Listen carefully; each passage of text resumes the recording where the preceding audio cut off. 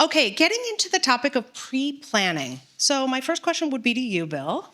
As you think about, we often hear that founders and leaders should get their house in order before they're sharing materials with potential buyers. What does that really mean? What's involved in cleaning things up to prepare for a sale? Well, how much time do I have? I know. I'll stick to finance. Everybody else up here has some other thoughts. I'm sure from a legal perspective, HR, there's a number of other areas. But, one of the things that I think if you think about from the financials, you hear this a lot. What does it mean?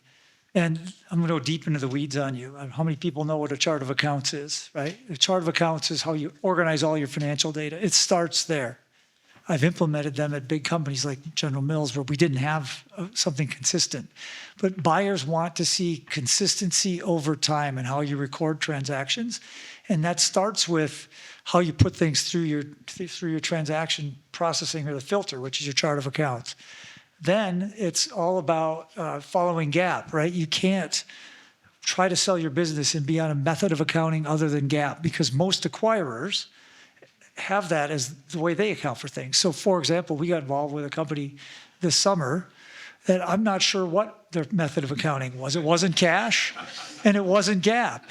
I just saw the Eagles last weekend in Vegas and Hotel California was the first song, right? I told the guy who owned the business, your inventory method of accounting is like Hotel California. Things go in and they never leave, right? And so you have to be following GAAP, have robust accounting policies that allow you to do things. Revenue recognition is critical. In that particular business's case, again, we got them, we restated 4 years of financials for them. We got them to a point, we couldn't get them to all the way compliant with GAAP because we couldn't do percentage of completion accounting. Few complicated businesses require that. That's something that's important. You better know what EBITDA is, right? I've got a business that I'm working with personally. He didn't know what EBITDA was. We had to calculate for him, and we had to adjust it to pull out all of his owner's expenses and things like that. Do all the things like that to get yourself ready. You'll hear terms get thrown at you like quality of earnings. I'm sure many of you have heard that. That's nothing more than somebody coming in to look at what you've done and tell the buyers that you've got things like where are the skeletons, right? And so that's another thing that getting ready, being ready there is something else that's important. Getting your ratios and your metrics and understanding what they are, looking at your receivables and getting them collected before you get to a sale. All of these things help you. There's so many other aspects to it, but I think I'll stop there and turn it back to you, Margarita. Thank you, Bill. I know we could go on and on.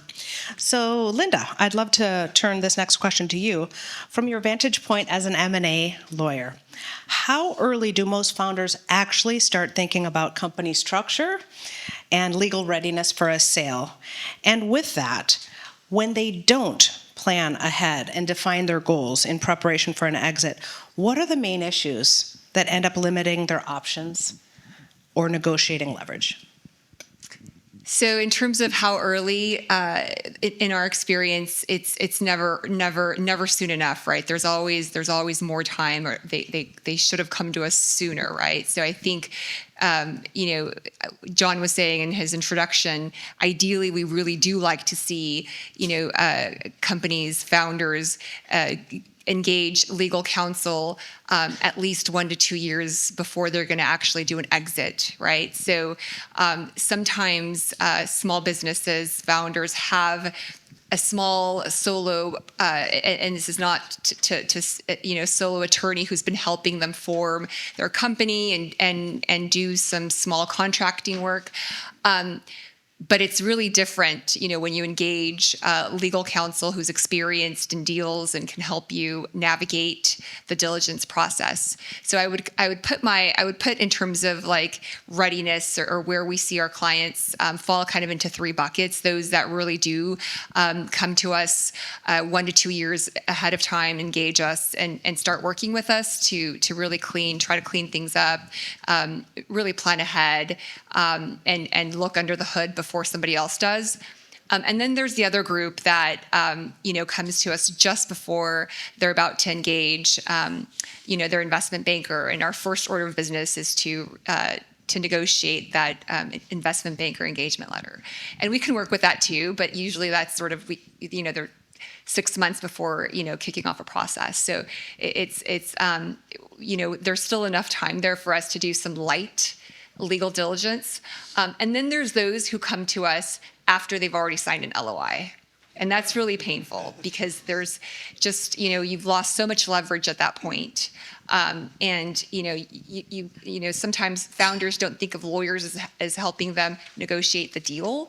But there's a lot that we can put into an LOI to help when you have the most leverage. And then in terms of, when sellers skip this pre-sale checkup, I call it, the issues that we see are really, it's sort of like you don't have your house in order. It's, messy corporate records, unclear ownership. Sometimes, they've had handshake deals with family members, and those need to be papered, hopefully before the buyer gets in there and sees that.